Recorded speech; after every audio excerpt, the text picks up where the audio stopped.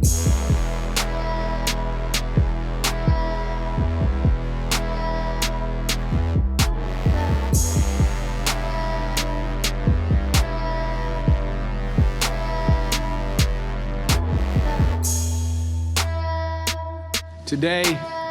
for the first time since March of 2020, the American unemployment rate is below 5%. In total, the job creation in the first 8 months of my administration is nearly 5 million jobs. Happy Saturday, and welcome to the deal. I'm your host, Ed Clark. It is Saturday, October 9th, 2021, and welcome back to the program. We're so glad that you came in with us today. We took last weekend off, had some family business to attend to, but we're back in business this week. And as always, we have the illustrious Val Atkinson. Hello, Professor. How are you today? Hello, Ed. Good to be here, buddy. Well, I'm glad you're here because it is a ton of stuff to talk about. And coming in to the show, it was our president, Joe Biden, talking about the unemployment rate. It looks like it's low, and job creation is up. And I hate to talk about job creation numbers, Val, because they're always kind of squirrely, right? You have periods where people leave the workforce or whatever. The numbers do mean something, but they don't ever mean what people think they mean. So I want to talk about, first of all today, what you think the unemployment numbers mean, the low unemployment numbers mean in terms of, how effective the Biden presidency has been so far. Well, the low unemployment numbers mean a couple of things. The low employment numbers mean that there are people who have stopped looking. There are people who have found jobs in other professions. There are people who have gone into business for themselves. And we don't count that the same way. If a person was working for McDonald's and decides to open themselves a food truck chain, we don't count them as unemployed the same way we would count someone who is home drawing checks. So that kind of muddies the waters just a little bit. But I want to go to something that our former budget czar said. He was the budget czar for Barack Obama, Mr. Summers, who was with Columbia University for a while. He seems to think that the unwillingness of people to go back to work is the thing that's bolstering up the unemployment numbers. Well, can I stop you right there? Can we play that clip and then let's see Summers talking about exactly what Val's talking about. Then we'll come back and talk about it some more. We got a lot of demand. We don't have so much supply. That's why the unemployment rate came down more than people expected. That's why the wage growth was much higher than people expected. We don't have a soft economy in terms of demand. We have more damage to people's willingness to work than people expected a few months ago. The problem is that this points in favor of the inflationary diagnosis. Look, average hourly earnings this month, rose at a 7.5% annual rate. That's not consistent with any reasonable theory of inflation. And with the unemployment rate lower and falling, the situation may even get worse. Okay, Val, so that's your buddy, Larry Summers. Yeah. He's probably a billionaire too, right? Because he's been on Wall Street and all in hedge funds and all this other stuff. And he worked in the Obama administration. But back to your point, which it seems to me what he's saying is, why don't people work for nothing? Expound on that for me. Yeah, we tried that once. It was called slavery. That's when people work for nothing. In this country, Ed, we've never had a time. We always brag about the great American economy. There's never been a time in this country, even pre-America, when the British ran things, never been a time where people had jobs making very, very good wages, living a middle-class lifestyle, and everybody doing fine.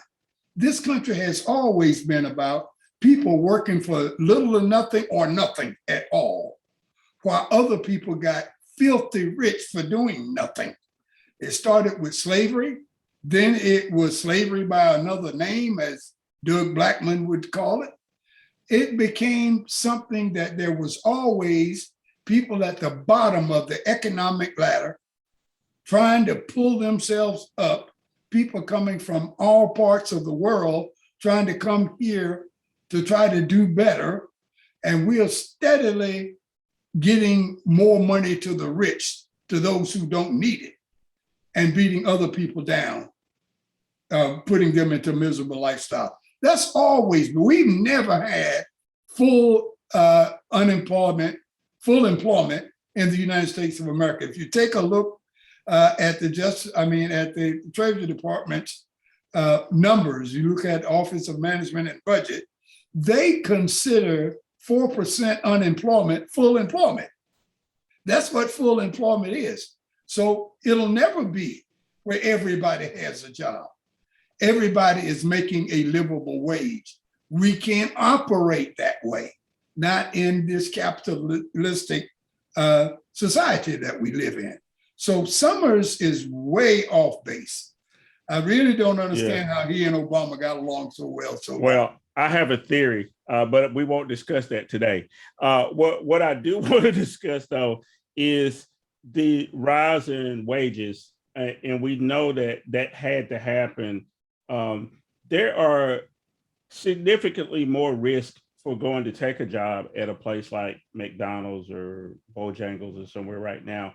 A risk to your health, a real risk that you could die working in a kitchen full of people that you don't know their vaccination status or whatever, that kind of thing. Then also, the wages are horrible. They haven't kept up with inflation.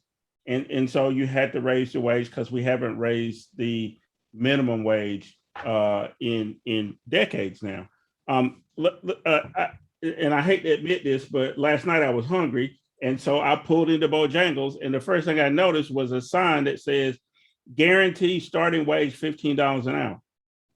And in this particular Bojangles, it said you got paid every week as opposed to every 2 weeks. And as I was pulling out of the parking lot for Bojangles, I saw Wendy's, and the sign says $15 an hour, you get paid every day. You can get your pay every day. So Val, talk to me about this pressure on raising wages that we've been seeing in these industries like food services or whatever. And do you think that's going to continue, or is that just a function of COVID right now?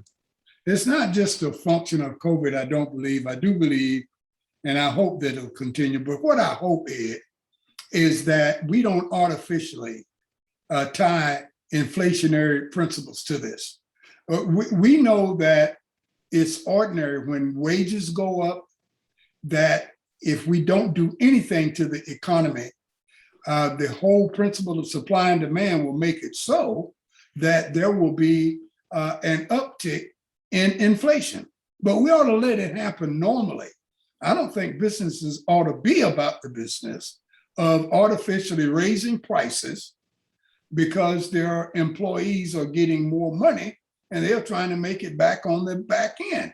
If you do that, even with $15 an hour, we're going to be right back in the same place 20 years from now or earlier, where there is not $15 won't be a livable wage. Mm-hmm. And if you jump that up to $25 an hour, in another 10 years, that won't be a livable wage. You've got to stop artificially inducing inflationary principles. And I think that's what Sumner's was signaling to all the people on Wall Street is that, hey, if you're in that Fortune 500, Fortune 1000, start pretending like you're being hurt by people making a livable wage so that you can artificially raise these prices and then in effect strip back all the gains that ordinary people make. Let's shift gears though, because another part of the economy is this whole debt ceiling raising that has to occur, this crazy system that we have in the United States, that the Republicans go out and spend a couple of $1 billion. And then they go, okay, now we're going to spend a couple $1 trillion by giving the tax cut. Now, when they got to the couple of $1 trillion mark on the tax cut, they never talked about paying for it. And now that they got to pay for it, in addition to all the COVID relief spending, they go, well, we don't want to raise the debt ceiling, knowing full well that needed to be done anyway, because they had no mechanism in their tax cuts to recoup any of that money. It was a giveaway to the rich. Talk to me about what the debt ceiling is in the United States first, and then I want to show you a clip of Sean Hannity. But talk to me about the debt ceiling real quick. Why do we go through this exercise every few years? Well, what you've said on several occasions said that we are one of 3 countries on the planet that even have such a crazy notion called a debt ceiling. It helps in one way. It helps establish your credit. You saying that we won't overspend, we take care of our money, we do the right thing with our good faith guarantees and those sorts of things. But we don't have to have it.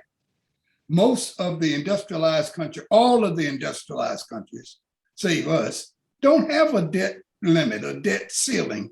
They spend money frugally, they pay their bills, they do the right things, and they move on. We need to stop that. We need to stop playing games. We've used it as a political football over the last few decades. And Republicans in particular have used that to challenge the Democrats and their claim to be for the people. I'm going to see how much you are for the people. I'm going to threaten to starve them. I'm going to threaten to run the economy over the cliff unless you give in to me on some unrelated issue. And whatever that is, you need to give in, I'm going to run it. And then the Democrats cave in. And then the Republicans say, okay, put that in our cap. We have something to make them cave. The next time we'll want them to cave in on something else. If you don't give us the B-2 bombers we want, we're going to refuse to raise the debts. Yeah. Well, speaking of B-2 bombers, you know, the military defense spending is in the $7 trillion range and nobody bats an eye. And so I don't even want to talk about that. But let me show you that clip, though. This is my buddy, Sean Hannity, talking about one of our favorite people. Mitch McConnell, where is your backbone? Where are your principles? Moments ago, Mitch McConnell, 10 other weak Republican senators, they gave their Democratic colleagues a very generous gift, one they've been telling us for 2 months they would not give them. And that is a big new extension of the debt ceiling. Now, so Val, Sean's a little upset. He's upset with Deputy Dog, Mitch McConnell, Moscow Mitch, and 9 other Republicans who Sean says rescued the Democrats and gave Biden a victory by just extending everything out until December. Now, from my point of view, it's still not good enough. They need to quit messing with the debt ceiling, the economy, you know, all this other stuff, and doing this thing by these short-term solutions. They're not solutions, short-term, whatever you want to call them. So is Sean right to be mad at your friend Mitch McConnell? For political reasons. Sean is only about this for political reasons. He wants Mitch and all of those who think like Mitch and Donald to do whatever is necessary to show high resolve, even if it means running the whole economy and the country and the world off the ledge. He doesn't care about that. He just wants to make sure that Republicans have their way. Democrats are the ones that's supposed to be caving in, not Republicans. That's why he's mad at McConnell. And McConnell has figured out that not all people are stupid enough to blame Democrats when the economy goes in the tank. And he wants, and plus he knows it will not be good for anybody, Democrat or Republican, if the United States of America defaults on its debts. He knows that. And he knows what it'll do to the world economy. He doesn't know how long it'll take to get things straight again. So he stepped back for good reason. Hannity doesn't care. He just wants to win. And that's unfortunate. It's a good example of how far the right has gone off the reservation. Yeah, you know, and you know, I hate to even have to watch Fox News on occasion, but again, I do these things so you other folks don't have to, so you can enjoy your life. And also on that episode was the former resident of 1600 Pennsylvania Avenue, and I didn't get any clips from that this time, Val, because I'm sick of looking at that guy and listening to him.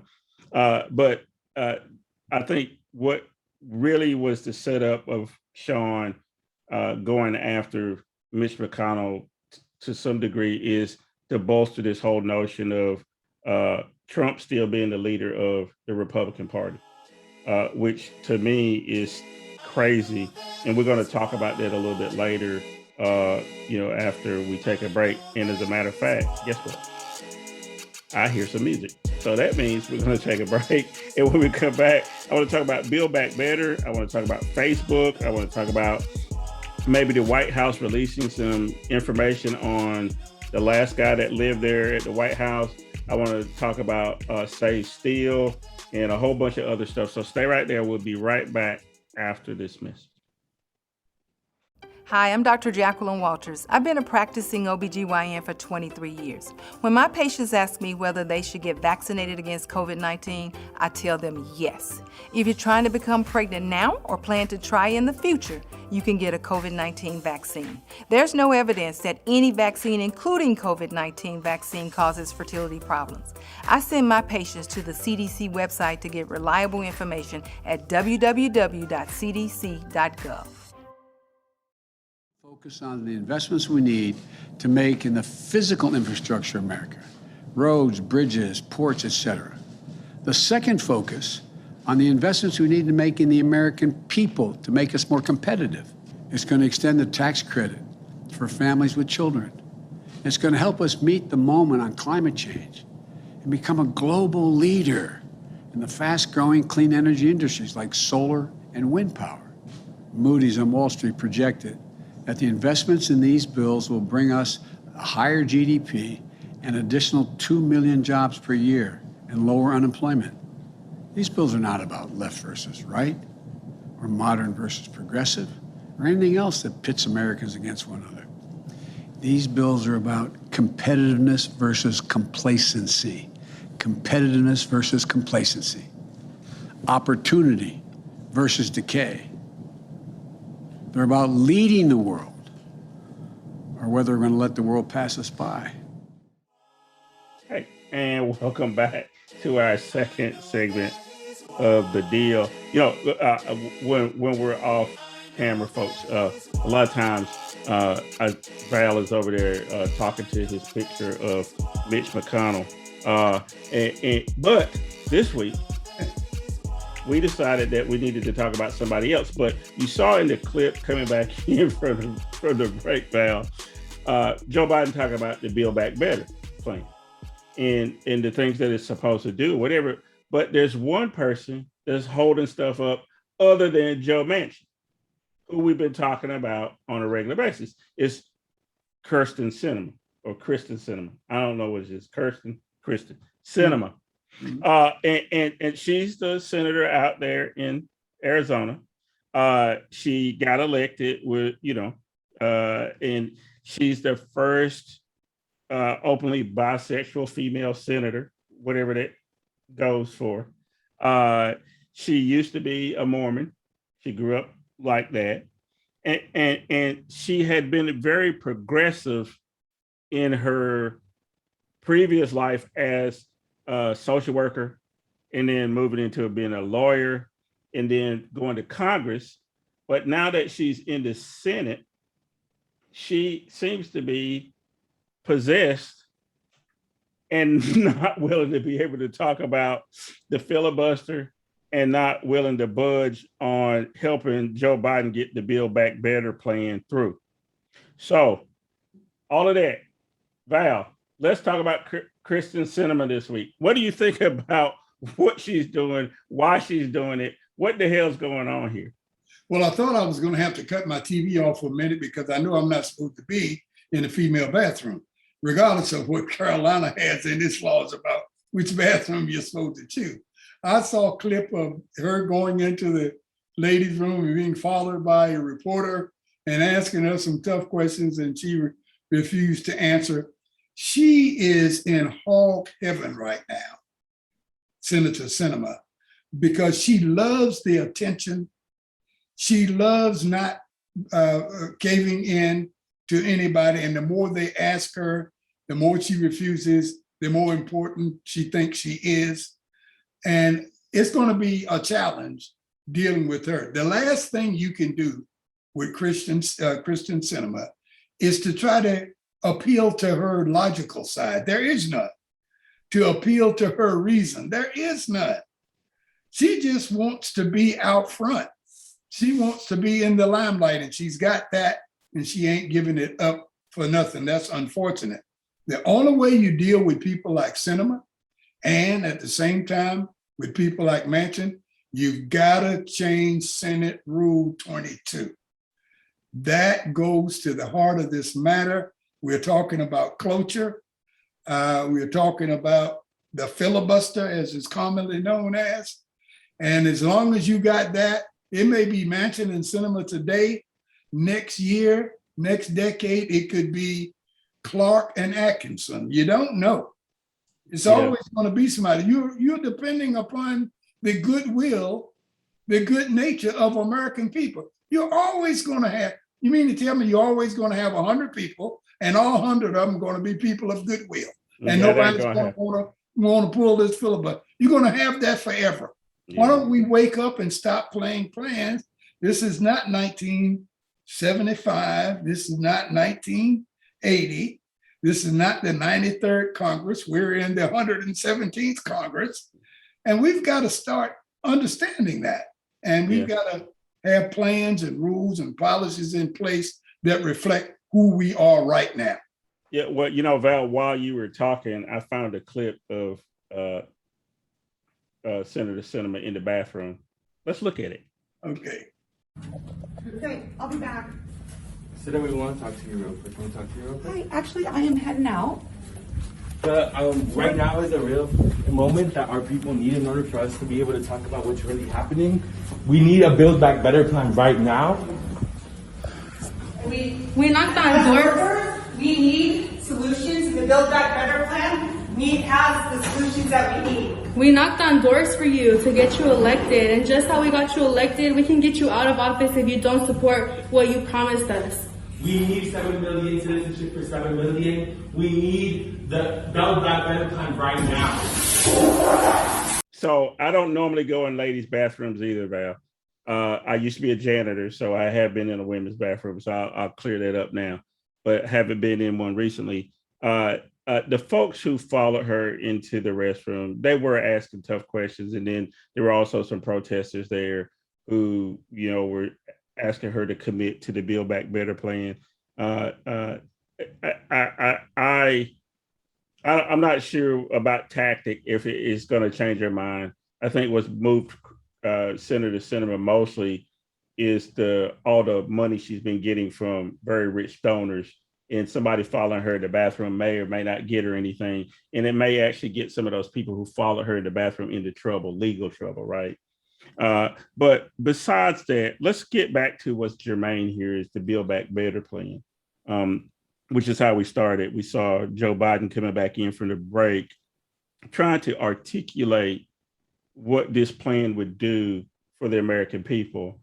So the question for you is, have the Democrats, not just the president, but all Democrats, done a good enough job at explaining what Build Back Better is, why we need to do it in the first place, what kind of things is it going to do to help the common person? Is that where the failure is here, or at least part of it? No, it has nothing to do with that.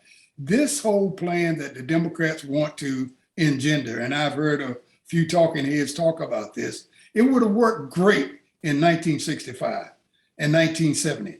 When you could get the people riled up, they would call their representatives and their senators, and the senators would, in many cases, change their mind and vote for a bill up or down or do.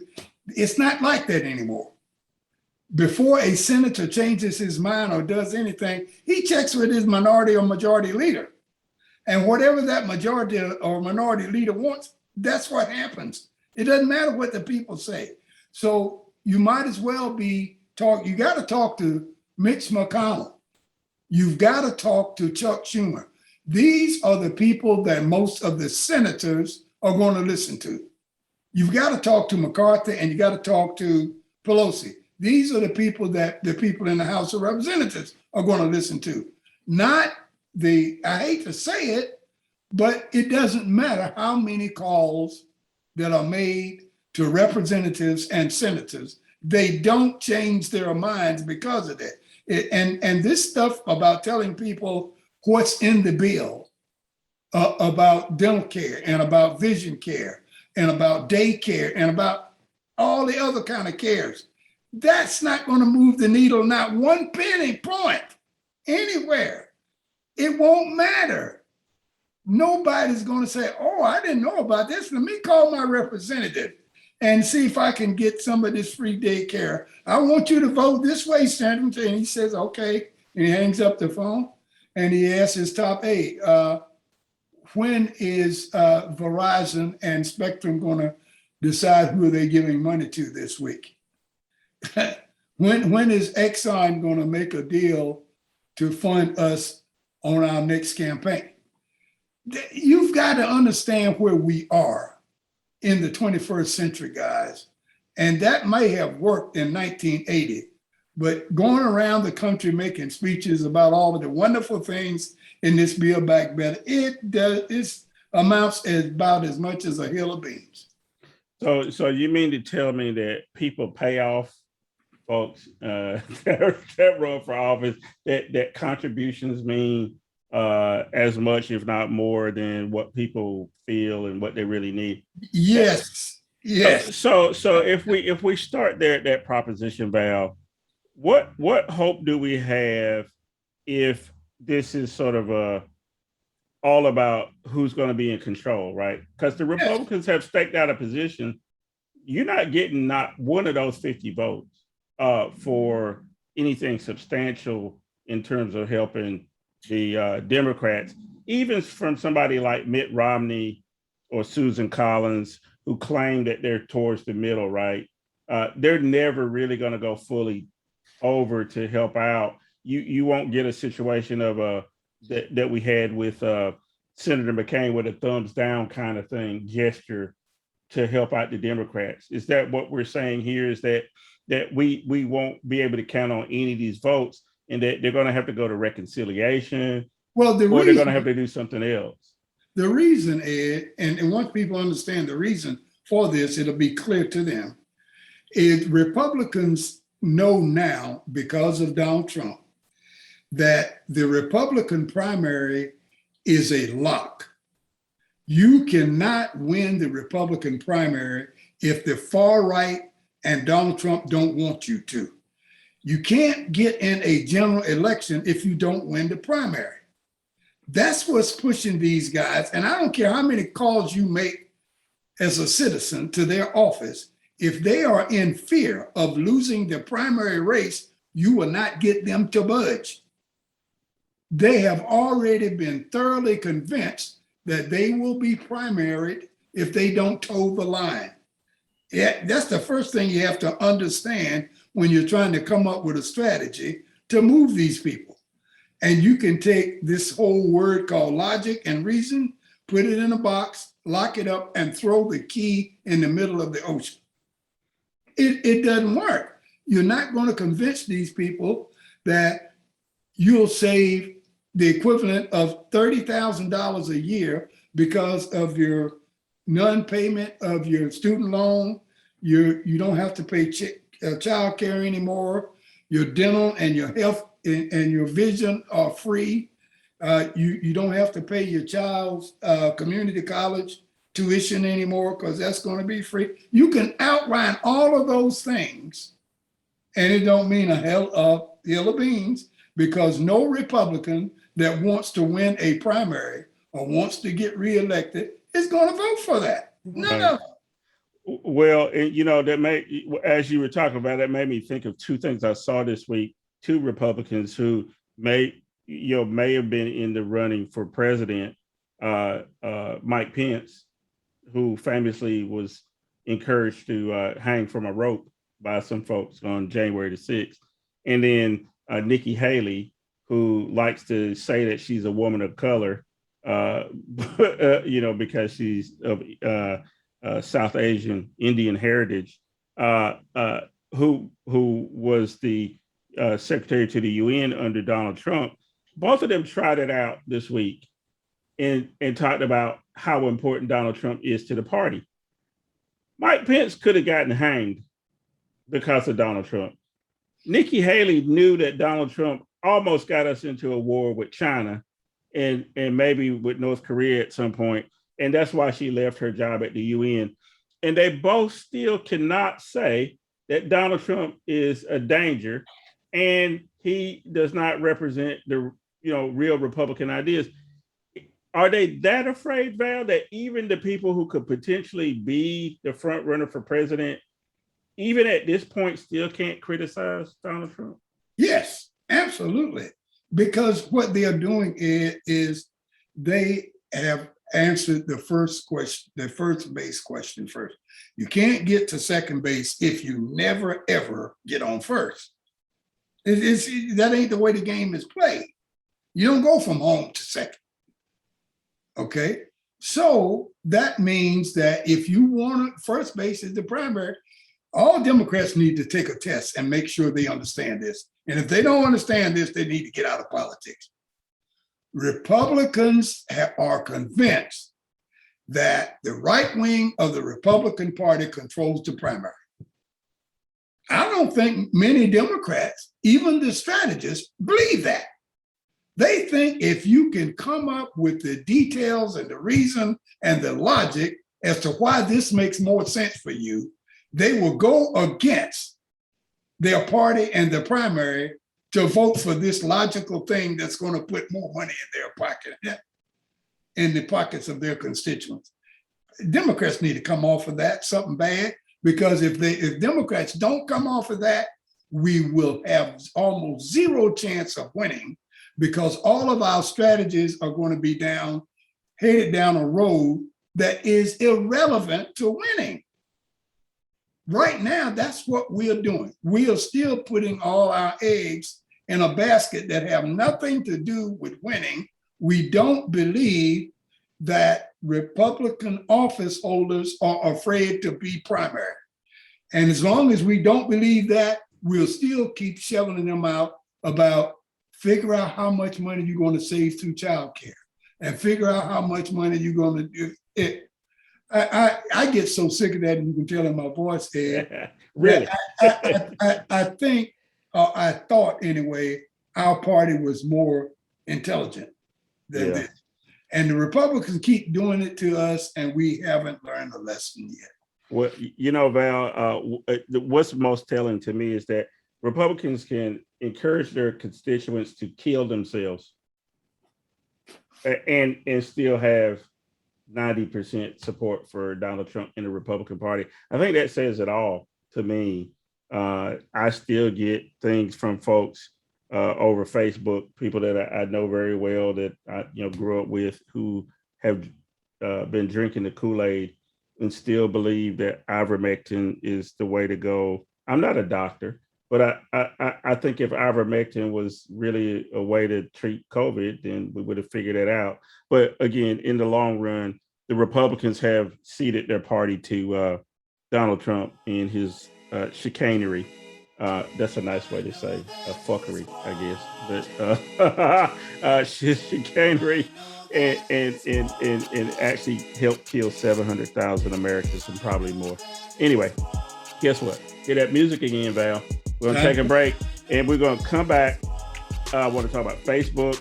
I want to talk about maybe release of some information from the White House on number 45, Stay Still, and a little bit about COVID, and then we'll wrap it up. You're watching The Deal. We'll be right back after this message.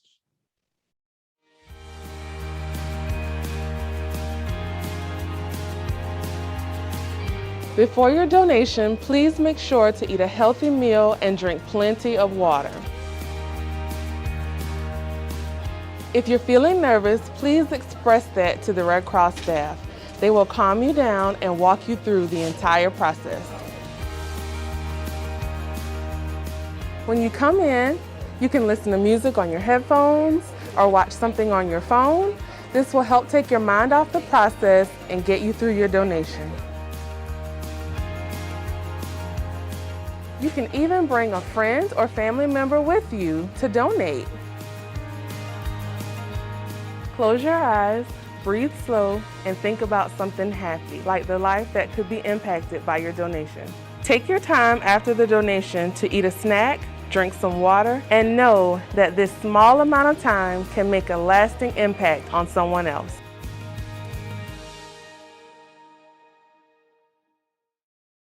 The choices being made inside of Facebook are disastrous for our children, for our public safety, for our privacy, and for our democracy. And that is why we must demand Facebook make changes. During my time at Facebook, first working as the lead product manager for civic misinformation, and later on counter-espionage, I saw Facebook repeatedly encounter conflicts between its own profits and our safety. Facebook consistently resolved these conflicts in favor of its own profits.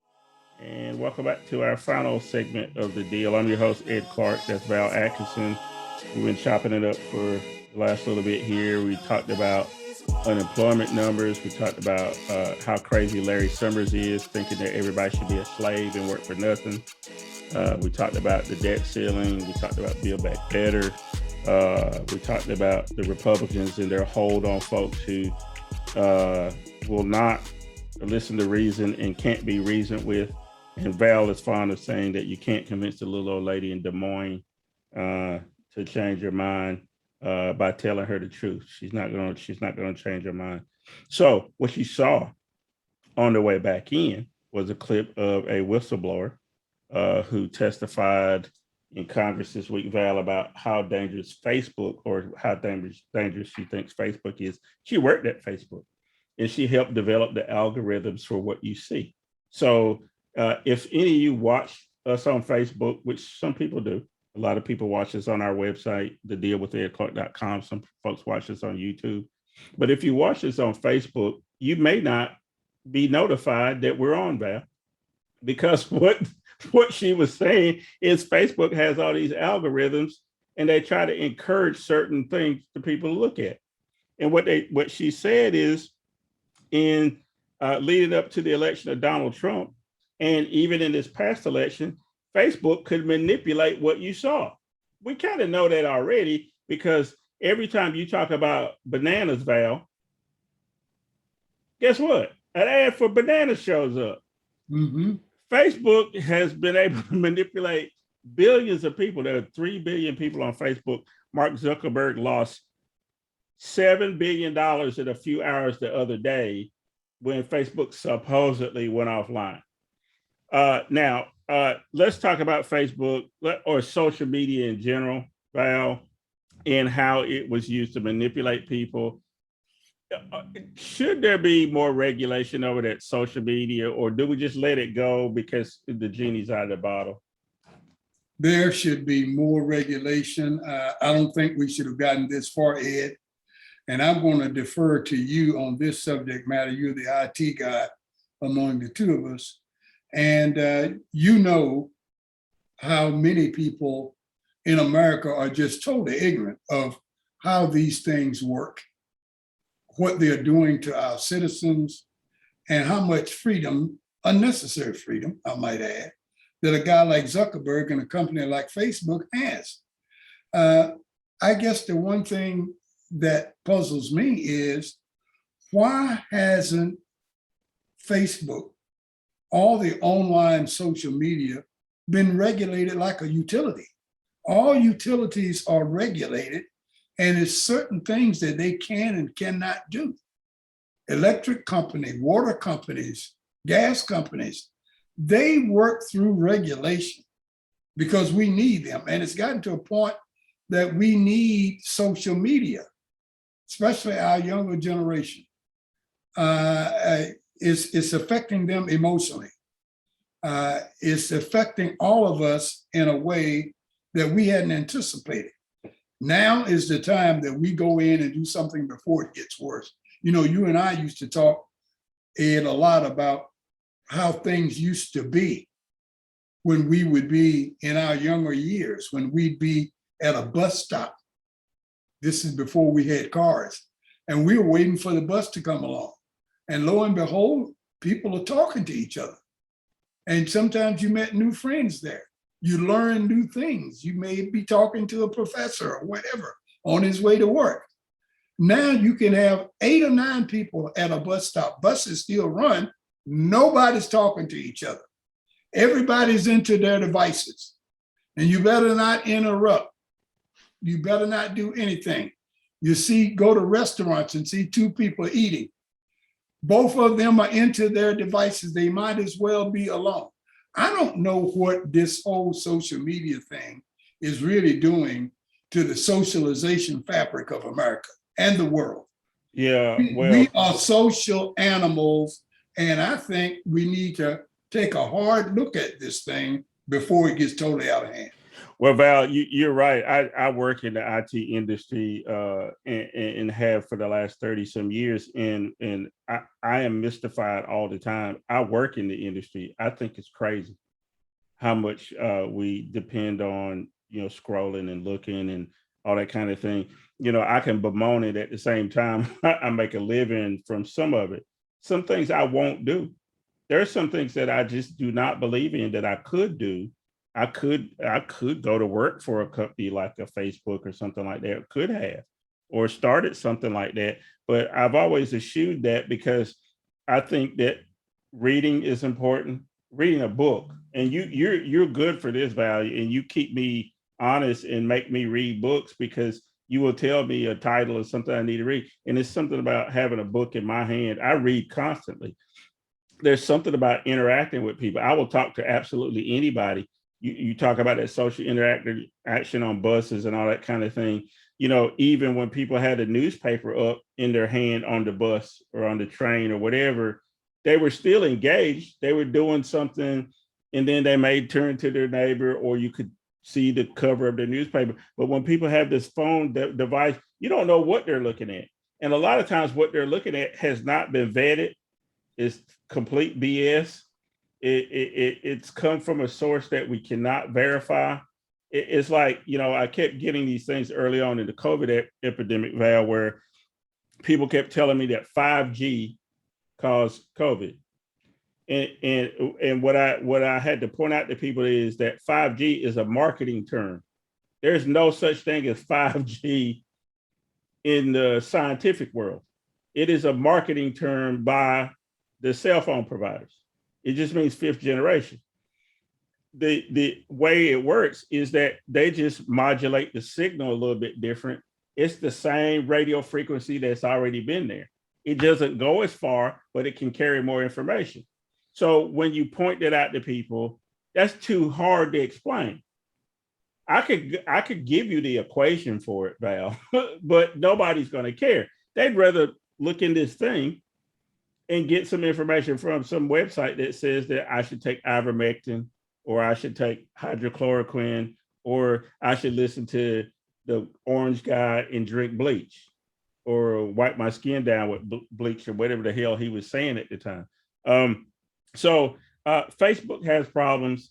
I believe there should be some regulation of Facebook, and we'll put a pin in it there. But this, I want to switch gears. It's sort of interrelated, Val. because I want to make sure we have time to talk about your friend Sage Steele. The White House may release some documents related to 1-6. Let's look at that video and then we'll talk about it.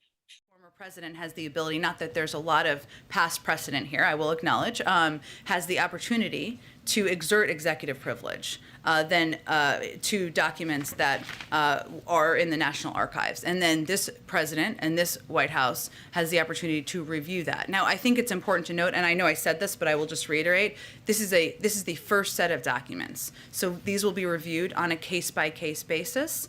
And obviously, we will be responsive to the requests of the committee.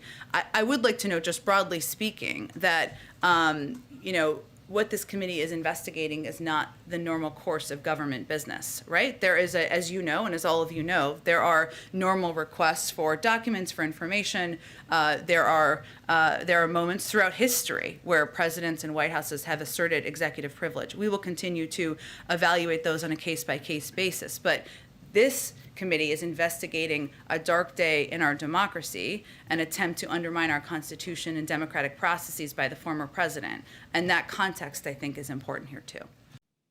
So, Val, the 1-6 committee has requested documents. Joe Biden can release documents if he so chooses. Now, of course, the orange guy could invoke executive privilege and say that some of the stuff shouldn't be released because of whatever, blah, blah, blah. What are the chances that some information is going to get released to the 1-6 committee? Is Joe Biden going to do Trump a favor and hide his criminal activity? No, Joe Biden is not going to do the orange guy, as you call him, any favors at all. And as far as executive privilege goes, I think the courts, even the courts as they are constituted at this time, are going to come down on the side that says, once you leave office and you are no longer the president of the United States, you can't claim executive privilege about anything, past, present, or future. You can't do it. I think that's the way they're going to come down, because if they don't do that, you might as well pass a law that says that while in office, a president and all of those he deems worthy are above the law. And it stays that way for the remainder of the president's life, that he can say what he has done is above the law and nobody can look at it. And if you do that to every president we've had, and we've had 46 of them now, I mean, you might as well take the Constitution and light a match to it. It means nothing if you allow that. So I don't think the courts are going to be that crazy to do that. Now, what's going to happen is that Joe Biden is going to allow the release of a lot of documents. But there's one thing that comes before that, Ed, and I just heard today that Bannon is the first of the 4 that has decided that he will not respect the subpoena request. Now, if he does not respect that, he wants to go to court and have somebody to do it.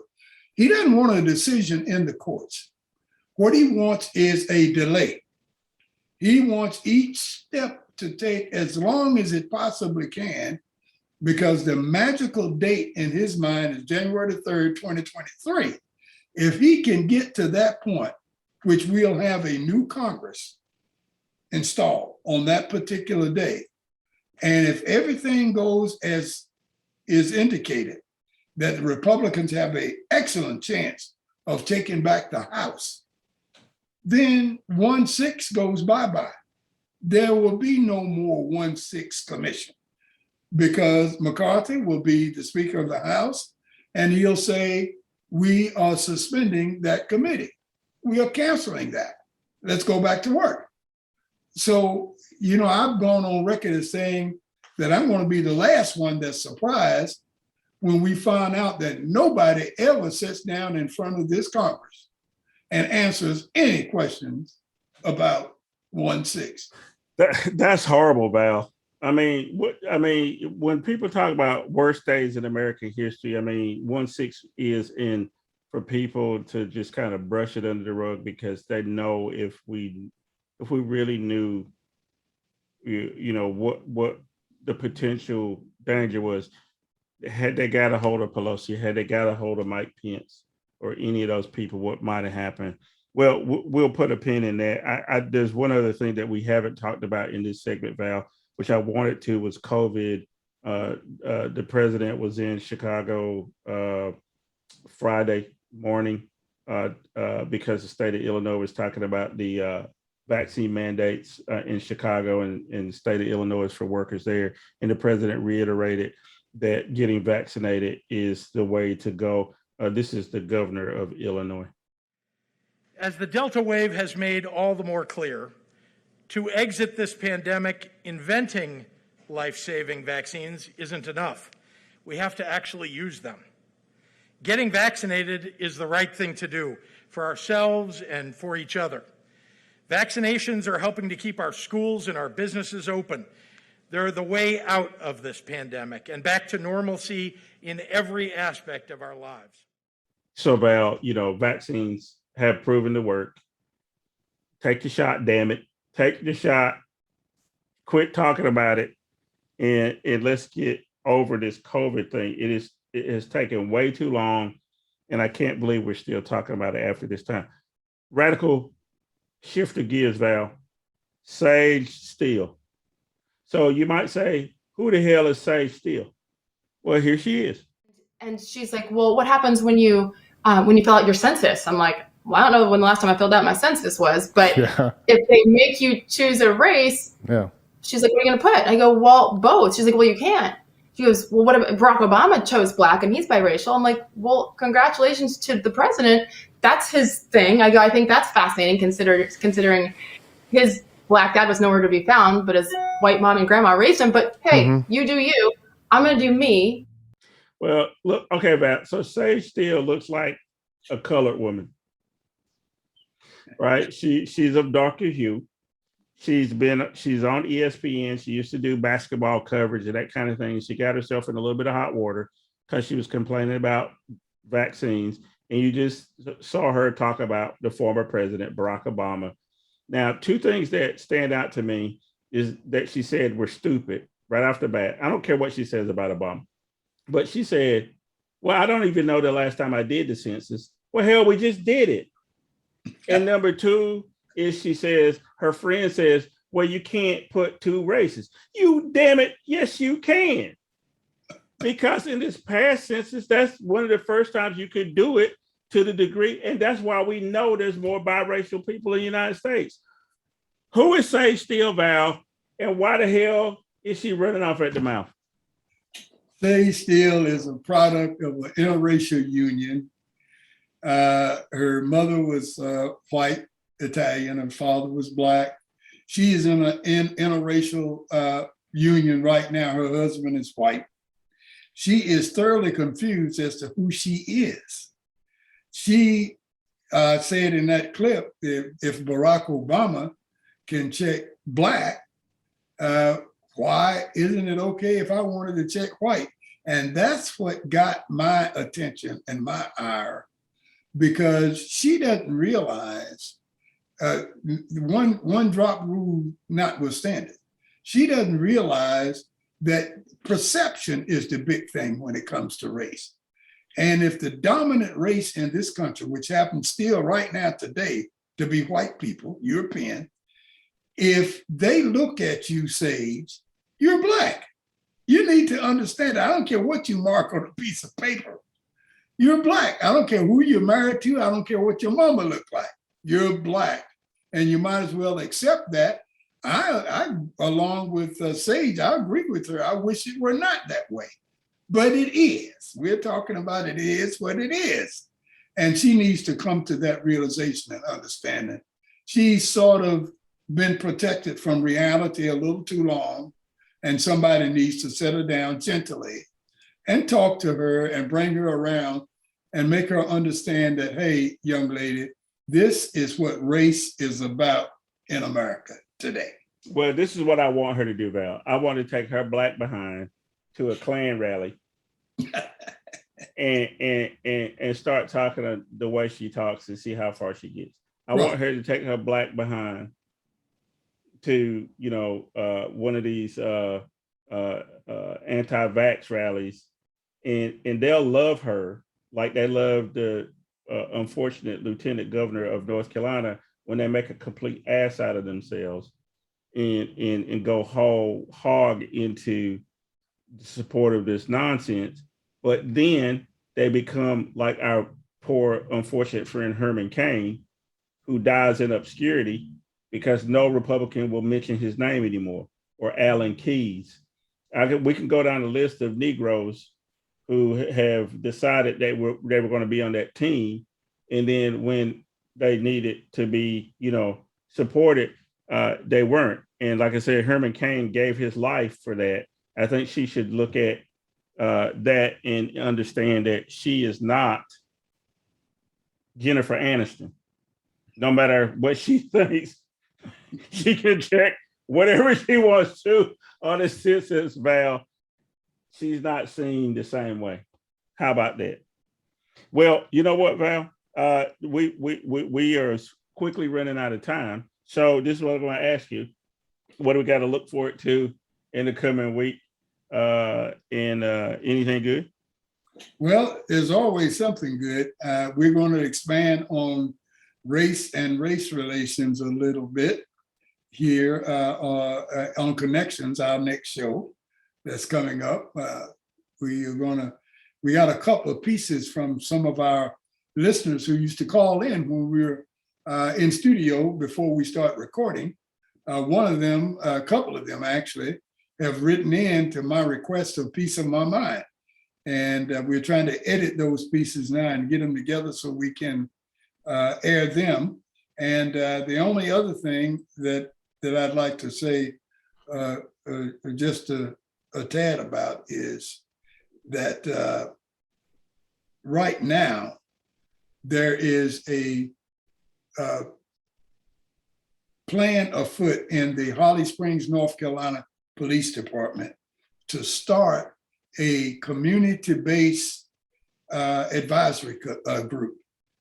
And it's one of many that I've heard about around the nation, but I'm glad to see a small town like Holly Springs get the community involved with their policing habits and a permanent group that meets on a regular basis to talk about police and community relations. I think that's going to go a long way. And I'm going to be following that and reporting on it from time to time. Yeah, that's a very important, Val. I really hate that they have not been able to advance the George Floyd, the Justice Act. We talked a little bit the last time we were here about how our senator from South Carolina, Tim Scott, was not able to bring home any real meaningful reform. I'm not sure he really intended to. I'll give him the benefit of the doubt. He said he did. He is colored after all, and he has been stopped by the cops a lot. So I was hoping that would move him in some kind of way to think about trying to get, some real reform. But needless to say, we didn't get it. This past week, I did spend some time with the Floyd family. Again, the Floyds are from North Carolina. I know George grew up most of his life in Houston, but the vast majority of his relatives are still here in North Carolina. There was a poetry slam Friday last, and it was really good, well attended fundraiser. We'll have some links on the website where you can go and contribute to the George Floyd Memorial Center. It's in Raleigh, North Carolina, folks, because the Floyds are from North Carolina, and we'd like for you to support that. Well, anyway, let's wrap this up, Val. Go out, do something good for somebody today. That's all we ask every Saturday. And have a great rest of the weekend. Monday is Indigenous Peoples Day, not Christopher Columbus Day. So if you happen to be off, think about what that means. The American continent was inhabited by people for thousands of years, Val, not messing with anybody. So we come over, murder all of them, nearly all of them, murder all their animals, and run them into extinction, like the buffalo and all that other stuff, and claim it for United States of America, and then we walk around and criticize other people for what they do. Keep that in mind. Monday, Indigenous Peoples Day. In the meantime, come back next weekend. We'll be right here on The Deal. Thanks a lot. Bye. Work hard, work hard, work hard, work hard, work